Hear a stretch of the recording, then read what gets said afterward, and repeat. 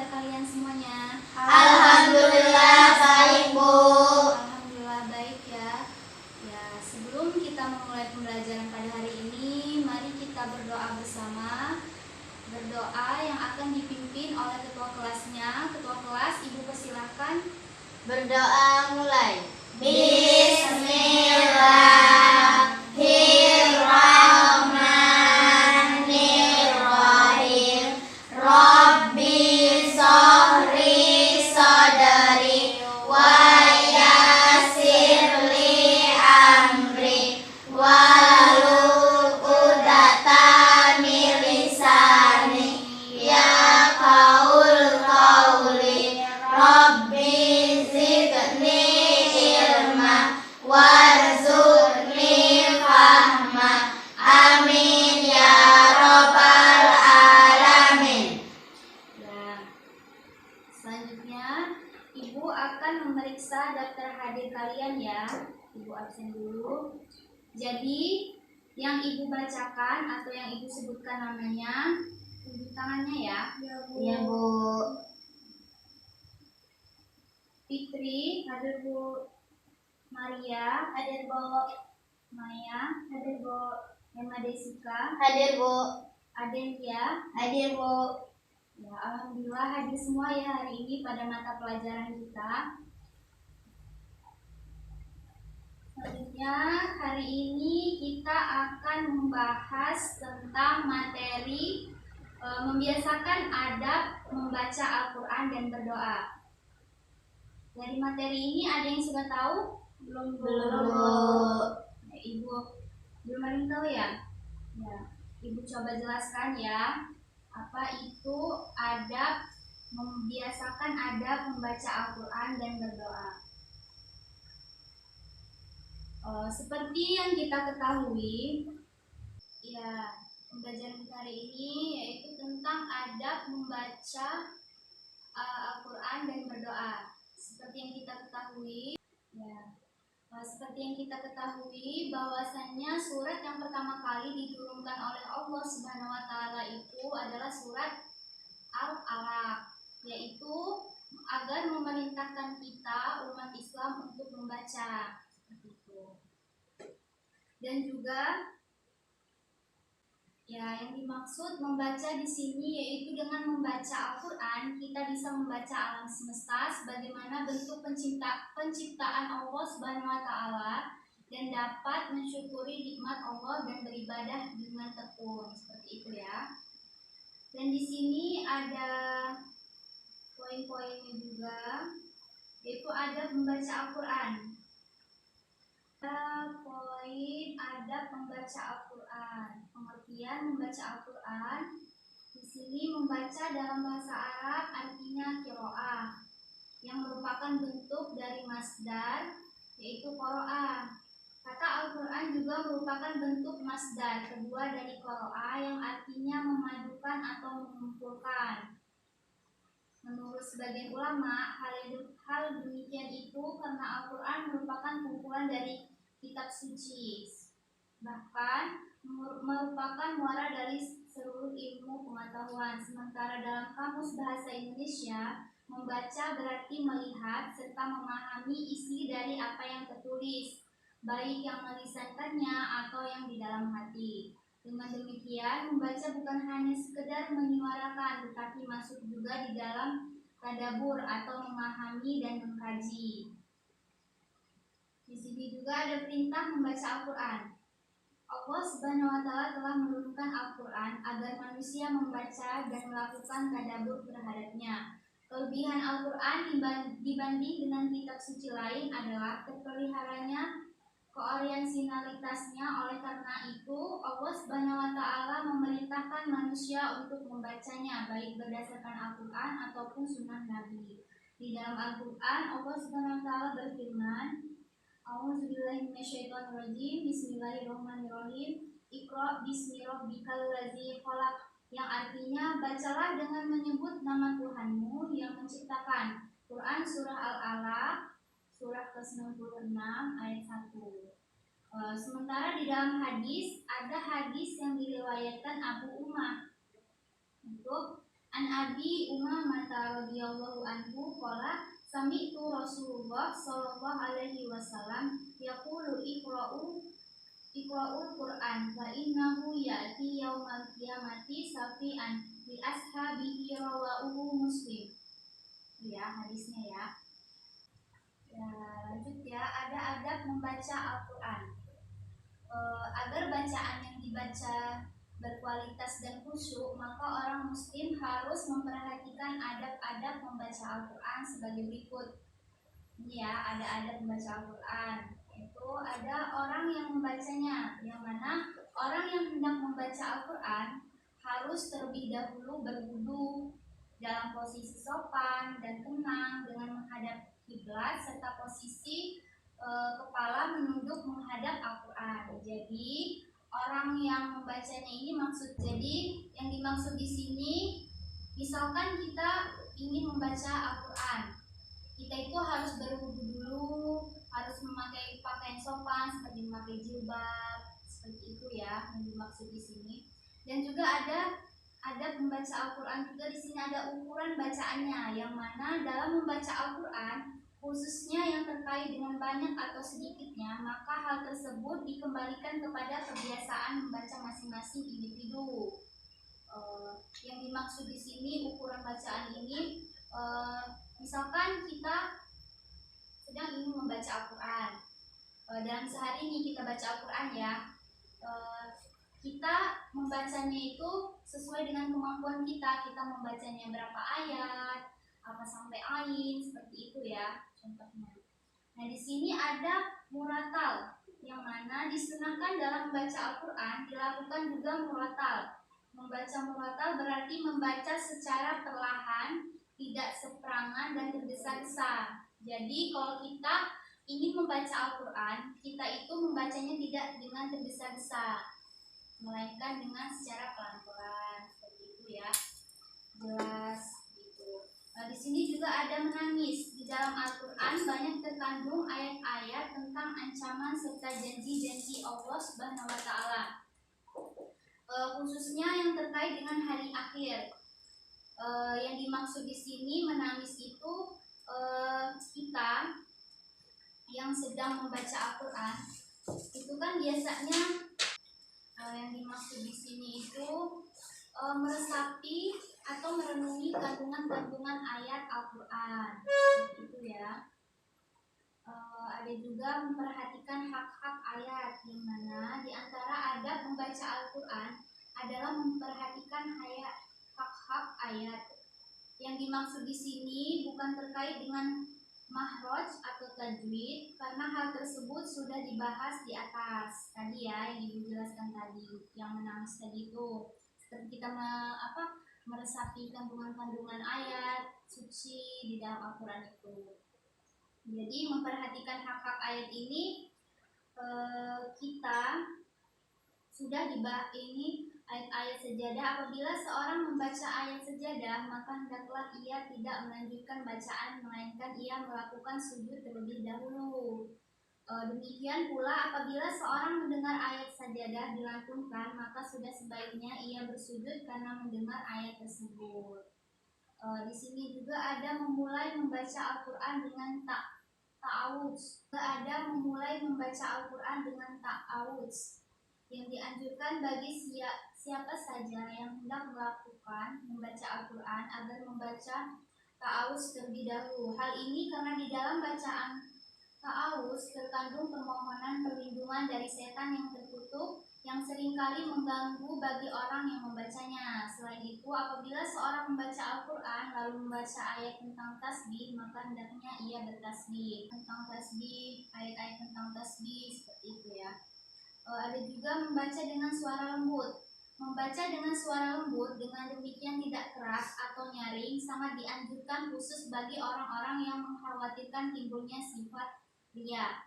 Sementara apabila tidak khawatir terjadi ria dan tidak mengganggu orang yang sedang sholat atau dalam rangka syiar agama, maka membaca dengan suara keras dianjurkan karena hal tersebut lebih membangkitkan semangat bagi pembaca. Selain itu juga bisa mengusir rasa ngantuk dan minimalisir sifat malas saat membaca. Jadi yang dimaksud di sini membaca dengan suara lembut. Ada kita membaca Al-Quran itu ya. Lanjut, ada juga membaca dengan suara yang merdu dan berurutan. Membaca Al-Quran dengan suara yang merdu tentu dianjurkan. Kandungan Al-Quran dengan tata bahasa yang bagus apabila di sini kandungan ayat Al-Quran dengan tata bahasa yang bagus apabila dikolaborasikan dengan lantunan suara Al-Quran yang merdu tentu akan menambah keindahan Al-Quran. Di sini lanjut ya, ada adab berdoa. Pengertian doa berarti permohonan, harapan, dan memuji kepada Allah Subhanahu wa Ta'ala. Doa dilakukan oleh manusia karena manusia meyakini adanya kekuatan besar yang memberikan andil dalam kehidupan, yaitu Allah Subhanahu wa Ta'ala merupakan sebab yang paling kuat dalam menolak sesuatu yang tidak diinginkan dan merupakan sebab terkuat bagi sesuatu yang diinginkan. Doalah yang menolak, mengobati, dan mencegah timbulnya musibah, bahkan melenyapkan atau meringankan musibah itu sendiri, karena doa merupakan senjata bagi seorang mukmin. Allah Subhanahu wa Ta'ala juga menganjurkan manusia untuk berdoa, dan Ia menyatakan bahwa dirinya dekat. Dalam hal ini Allah Subhanahu wa Ta'ala berfirman dalam surah Quran surah Al-Baqarah surah kedua ayat 186 yang berbunyi A'udzubillahi minasyaitonirrajim. Bismillahirrahmanirrahim. Wa iza sa'alaka ibadi anni fa inni qaribun ujibu da'watad da'i iza da'ani wal yastajibu li wal yu'minu bi la'allahum yarshudun. Yang artinya, dan apabila hamba-hambaku bertanya kepadamu tentang aku, maka jawablah bahwasanya aku adalah dekat. Aku mengabulkan permohonan orang yang berdoa apabila ia memohon kepadaku. Maka hendaklah mereka itu memenuhi segala perintahku dan hendaklah mereka beriman kepadaku agar mereka selalu berada dalam kebenaran. Doa juga terbagi menjadi dua macam. Ada doa masalah dan doa ibadah. Doa masalah ialah doa juga terbagi menjadi dua macam, yaitu doa masalah dan doa ibadah. Yang mana doa masalah ialah permohonan seorang hamba akan hal-hal yang bermanfaat baginya atau agar terhindar dari kerusakan. Sementara doa ibadah adalah memohon kepada Allah Subhanahu wa Ta'ala dengan berlaku ikhlas kepadanya dalam beribadah untuk mendapatkan apa yang ia inginkan atau agar ia terhindar dari suatu kejahatan yang akan menimpanya. Jadi itu ya. Dan juga ada adab berdoa. Imam Al-Ghazali menyatakan ada 10 hal adab berdoa. Yang pertama itu ada berdoa di waktu-waktu khusus, yang mana dimaksud di sini ini doa-doa di waktu khusus ini yang dimaksud itu hari Arafah yang jatuh pada tanggal 9 Dzulhijjah seperti bulan suci Ramadan, hari Jumat, waktu sahur atau sepertiga malam. Sepertiga malam itu seperti sholat tahajud ya. Itu berdoa di waktu khusus. Dan juga ada yang kedua, berdoa pada kondisi tertentu, yang mana dimaksud di sini kondisi yang dimaksud seperti berdoa saat turun hujan atau melaksanakan sholat 5 waktu. Gitu ya. Dan juga yang ketiga ada menghadap kiblat. Dalam berdoa lanjut ya. Tadi yang ketiga dan sekarang yang keempat, melirikkan suara di antara suara pelan, sekali, dan keras. Yang mana artinya dalam berdoa tidaklah dilakukan dengan berdiam atau berdoa di dalam hati. Tidak juga dilakukan dengan suara keras atau dengan berteriak-teriak. Lakukanlah doa dengan suara yang sedang apabila doa dengan berjamaah. Begitu ya. Dan juga lanjut ke poin 5, tidak berdoa dengan kalimat yang dibuat-buat. Yang dimaksud di sini Dalam berdoa sebaiknya dilakukan dengan doa-doa yang masyhur atau doa-doa yang terdapat di dalam Al-Quran atau berasal dari Rasulullah Shallallahu Alaihi Wasallam. Lanjut, yang ketujuh, tunduk dan khusus. Yang mana dimaksud di sini posisi seorang yang berdoa di hadapan Allah Subhanahu Wa Taala seperti posisi seorang atasan dan bawahan, karena doa memang sejatinya permohonan dari seorang hamba kepada Allah Subhanahu Wa Taala. Dengan demikian diperlukan ketertuntukan dan khusus dalam berdoa diperlakukan karena saat itu memang yang pantas dilakukan. Jika seorang khusus, niscaya Allah Subhanahu Wa Taala senang dan mengabulkan doanya. Amin ya. Dan juga lanjut. 8. Berdoa dengan tekad yang kuat dan yakin akan terkabul.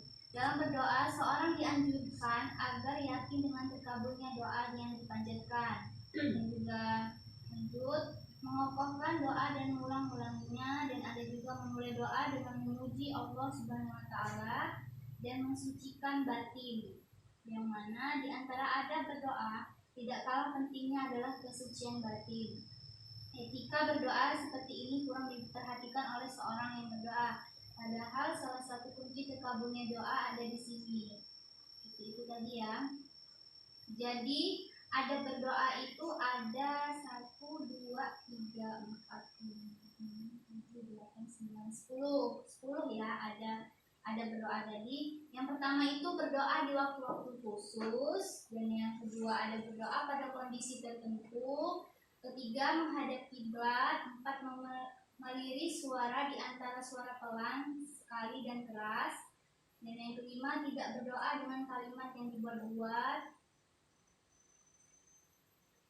Yang keenam, tunduk dan khusus. 7, berdoa dengan tekad yang kuat dan yakin akan terkabul.